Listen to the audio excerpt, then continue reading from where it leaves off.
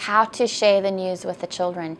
First of all, I would want to say, please make sure that you are 100% certain that you're going to get a divorce.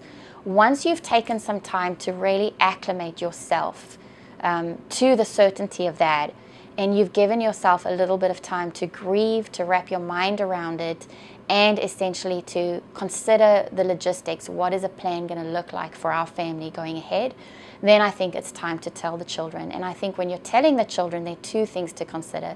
The first is, what exactly are we going to say? And secondly is, when and how are we going to go about that? So what to say. If you can at all tell the news together, I think that's a wonderful way to do that. Now, obviously, if you're in a violent relationship or there is a lot of tension between the two of you, it might not be appropriate to share the news together. But consider getting together with your partner and working on a narrative. How are we going to explain this to them?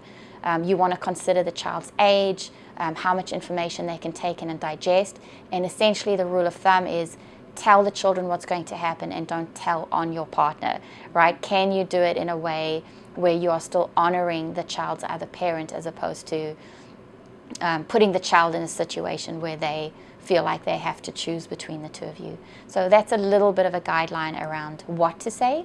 When it comes to when to tell, I think that's equally important.